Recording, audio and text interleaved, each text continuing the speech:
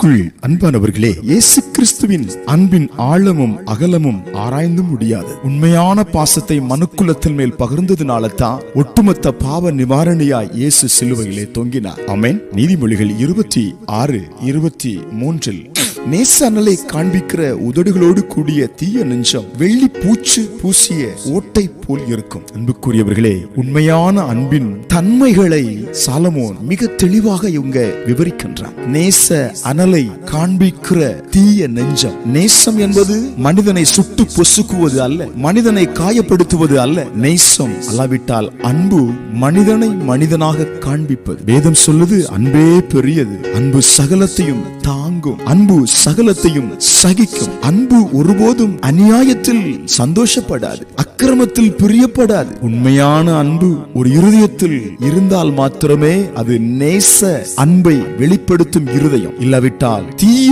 சுபாவங்களை வெளிப்படுத்தும் தீய நெஞ்சமாகத்தான் இருக்கும். நம்முடைய இருதயம் தீய இருதயம் அல்ல, அது தூய இருதயமாய் மாற வேண்டும். அன்பு நிறைந்த இருதயமாய் மாற வேண்டும். ஆவியின் கனிகள் நிறைந்த இருதயமாய் மாற வேண்டும். அதைத்தான் இயேசு விரும்புகிறார். ஒருவேளை நம்மோடு பழகுகிறவர்கள் தீய நெஞ்சத்தோடும் நேச அனலை கக்குகிற, நேச அனலை வெளிப்படுத்துகிற மனிதர்களாக நம்மோடு பழகுகிறதுனால நாமும் பாதிக்கப்படலாம். அந்த பாதிப்பை நாம் ஏற்றுக்கொண்டாலும் நம்மிடத்திலிருந்து வெளிப்படுவது ஒரு நேச அனல் அல்ல, ஒரு தீய நெஞ்சம் அல்ல, ஒரு சண்டையின் ஆவி அல்ல, வெள்ளி பூச்சு பூசிய பகட்டான மாயமாலமான ஒரு சுபாவம் அல்ல.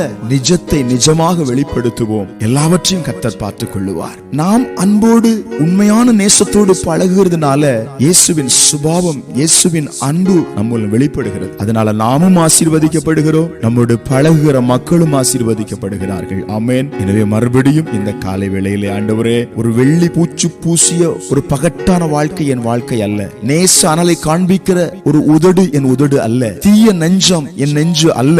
நான் உம்மை போல நல்ல சிந்தையோடு வாழ என்னை தருகிற ஒப்பு கொடுப்போமா? கர்த்தர் நம்மை ஆசீர்வதிப்பார். ஜெபிக்கலாம். எங்கள் பரலோகத்தின் பிதாவே, இந்த காலை வேளையிலும் எல்லா அசுத்தங்களையும் மாற்றி எங்களை ஆசீர்வதித்து உம்முடைய சுபாவத்தில் நிரப்பி நடத்த போகிறதுக்காய் ஸ்தோத்திரம். இயேசுவின் நாமத்தில் ஆமென்.